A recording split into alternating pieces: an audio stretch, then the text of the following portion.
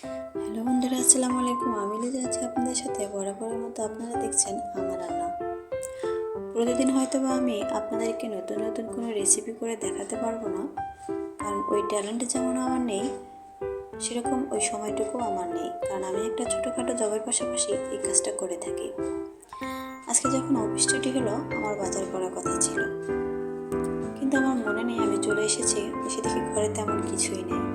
শরীরটা খুব খারাপ লাগতেছিল, তাই আর বাজারে যাওয়া হয়নি।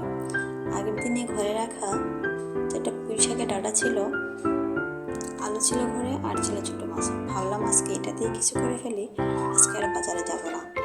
আসলে আমরা দৈনন্দিন কাজে সময়ের অভাবে মন যেটা চাই সেটা খেতেও পারি না, সময়ের অভাবে তেমন কিছু করতেও পারি না। আমাদের এই নিত্যদিনের ব্যস্ত থাকাটা আমাদের জীবনকে বিষাক্ত করে তুলেছে।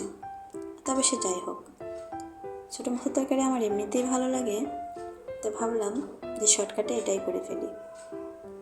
তারপরে আমি সবগুলো সবজি একসাথে মিশিয়ে ছোটো মাছগুলো দিয়ে একবারে চুলায় বসিয়ে দিলাম। বসিয়ে দেওয়ার পরে নামানোর আগে আগে উপরে কিছুটা ধনেপাতা দিয়ে দিলাম, যাতে ঘেরানটা সুন্দর আসে আর স্বাদটাও যেন বেড়ে যায়। আমি মনে করি আমার মতো সবাই ধনেপাতা পছন্দ করে, কারণ এটার ঘেরানটা কিন্তু আসলে অনেক সুন্দর, আর তরকারি কালারটাও কিন্তু খুব ভালো এসেছিল, খেতেও অনেক মজা হয়েছিল। রাত্রেবেলায় এর চেয়ে ভালো কিছু করার মতো ক্ষমতা আমার নেই, কারণ সারাদিন অফিস করে এসে রাত্রে খুবই ক্লান্ত লাগে। অনেক কিছু আইটেম তৈরি করা আমার পক্ষে সম্ভব হয়ে ওঠে না। আমরা আসলে ব্যস্ততার কারণে মন যেটা চায় সেটা করে খেতেও পারি না, সেই সময়টুকু আমাদের হয় না। তবে যাই হোক, আপনারা ভালো থাকবেন, সুস্থ থাকবেন।